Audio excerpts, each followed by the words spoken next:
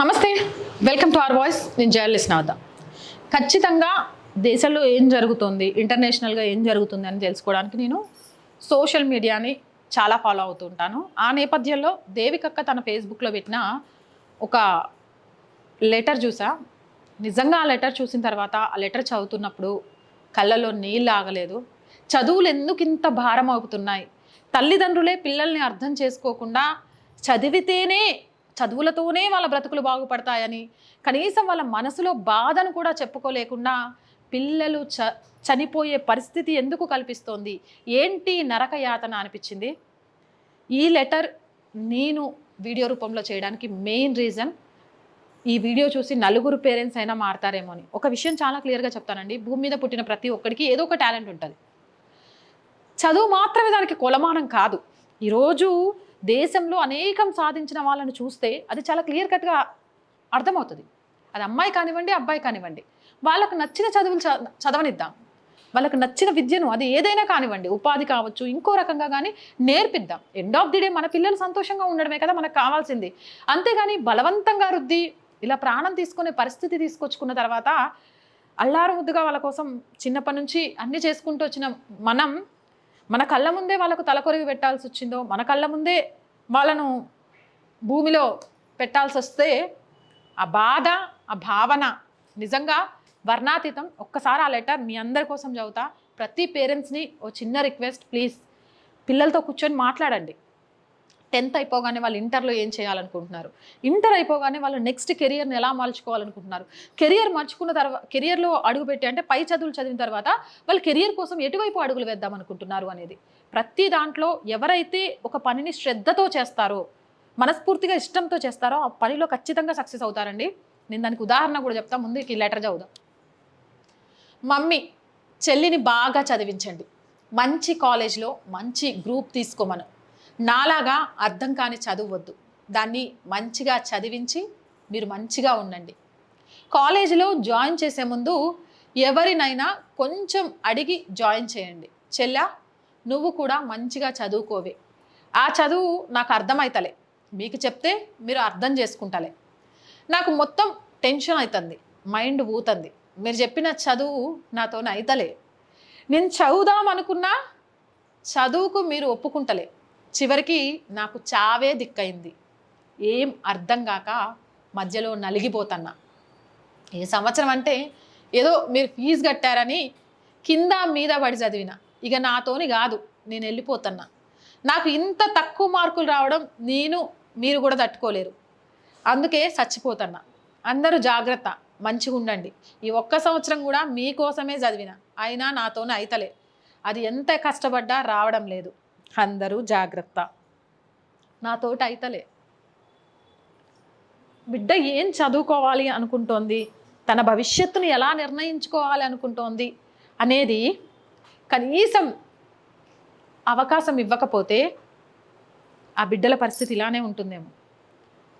ఆ అమ్మాయి రాస్తే నాకెందుకో అంటే అమాయకత్వం చాలా క్లియర్గా కనిపిస్తోంది.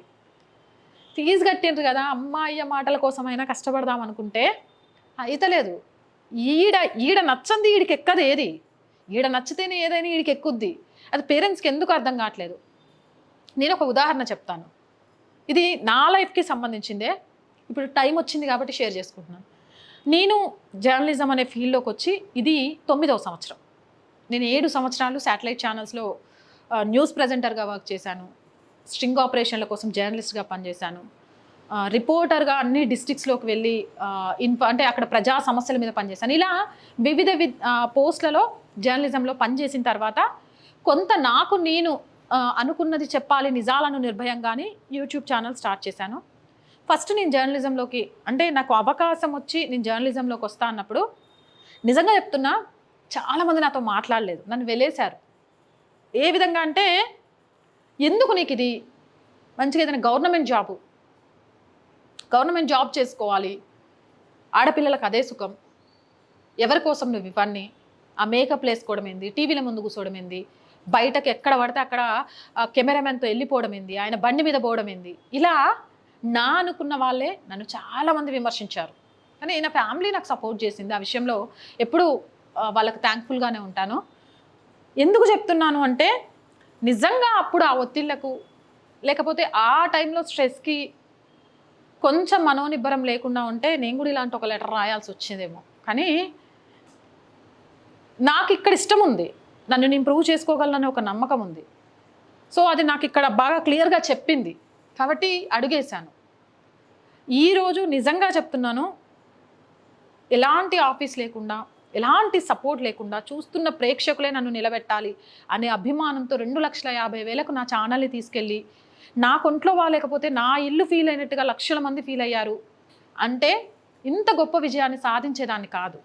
ఎందుకు నా లైఫ్నే ఉదాహరణగా చెప్పానంటే ఆడపిల్లైనా మగపిల్లాడైనా అండి గుర్తుపెట్టుకోండి, ఇంజనీర్ అయితేనో డాక్టర్ అయితేనో కలెక్టర్ అయితేనో లేకపోతే ఇంకేదో గవర్నమెంట్ ఉద్యోగం సాధిస్తేనే మనుషులు కాదు, మానవత్వంతో బ్రతకాలి. తన సంపాదనతో అమ్మా నాన్నని ప్రేమగా చూసుకోవాలి. ఒక్క మాట చెప్పండి, బాగా చదివి మీ కొడుకు ఏ అమెరికానో లండనో ఆఫ్రికానో పోయి నెలకు ₹1,00,000 మీకు పంపించేసి మీరు చచ్చిపోయినా మీరు హాస్పిటల్లో పడ్డ వీడియో కాల్లో మాట్లాడితే మీకు నిజంగా సంతోషంగా ఉంటుందా? మీరు చేస్తున్న వ్యవసాయమే, మా నాన్న చేస్తున్న వ్యవసాయమే నాకు చేయాలనుంది, ఈ చదువులకు పెట్టే ఖర్చులతోటి ఆ పైసలతోటి వ్యవసాయంలో కొత్త టెక్నాలజీలు నేర్చుకొని తండ్రికి ఆ ఆసరాగా ఉన్న కొడుకుగా మీ దగ్గరే ఉంటూ మీ కష్టసుఖాలను నష్టాలను సంతోషాలను పంచుకుంటూ మీ బిడ్డ కోడలు మనవళ్ళు మనవరాలతో మీ పక్కన ఉంటే సంతోషంగా ఉంటుందా? ఆలోచించండి. ఎందుకు అర్థం చేసుకోలేని ఒక వ్యధను వాళ్ళ గుండెల్లో నింపుతున్నారు? చదువు మాత్రమే ప్రామాణికం కాదు, అలానే చదువును నెగ్లెక్ట్ చెయ్యమని నేను చెప్పట్లేదు, కానీ ఇదే చదువు అని పిల్లల మీద ఒత్తిడి తీసుకురావద్దు అని చెప్తున్నాను. ఆ అమ్మాయి ఆ లెటర్లో రాసిన ప్రతి పదం ఇక్కడెక్కడో కదిలించేస్తోంది, కళ్ళలో నీళ్ళు వచ్చేస్తున్నాయి.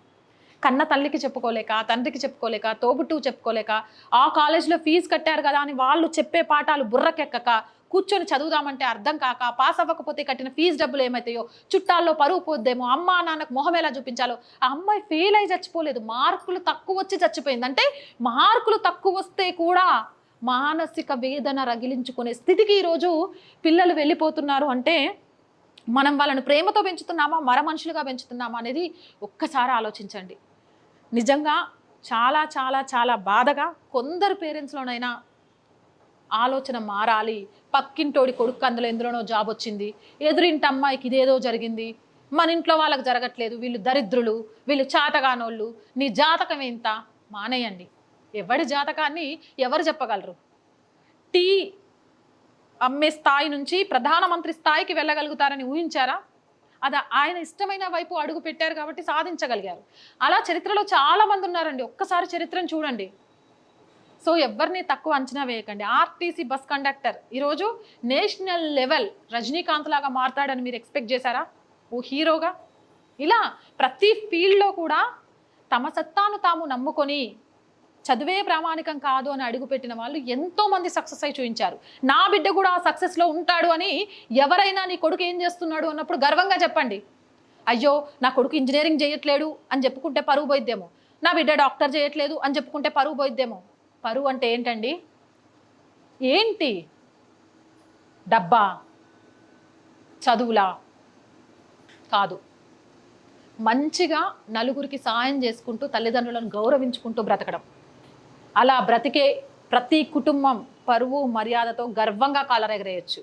ఎన్ని చదువులు చదివినా ఎంత ఆస్తులున్నా తల్లిదండ్రులకు గౌరవం ఇవ్వలేని చివరి దశలో తల్లిదండ్రులను చూడలేని పోరగాళ్ళ తల్లిదండ్రులకు అసలు పరువే లేనట్టు, వాళ్ళకి అంతకంటే లేనట్టు. కాబట్టి పరువు కోసమని పిల్లల జీవితాలని నాశనం చేయకండి. అండ్ కాలేజెస్కి కూడా చాలా క్లియర్గా చెప్తున్నాను, చదువు చదువు చదువు చదువు. ఈ మధ్యకాలంలో చాలా కాలేజెస్లో అసలు ప్లే గ్రౌండ్ కూడా లేదు. వాళ్ళు ఏమైనా యంత్రాలా లేకపోతే చేపల బండకేసి రుద్ది రుద్ది రుద్ది రుద్ది వాటిని బాగు చేద్దామనడానికి? వాళ్ళలో సృజనాత్మకత ఏముందో చూడండి. కాలేజీలో ఒకటి ఒకటి ఒకటి రెండు రెండు రెండే కాదు, మీ కాలేజ్ నుంచి వెళ్ళిన పిల్లలు ఏ ఏ స్థాయిలో నలుగురికి ఉపయోగపడేలాగా ఉన్నారని అలాగా ఆలోచించండి. ఆ రకమైన శిక్షణ ఇవ్వండి. వచ్చిన పేరెంట్స్లో కూడా అలాంటి ఆలోచనలు వచ్చేలాగా కౌన్సిలింగ్లు చేయండి.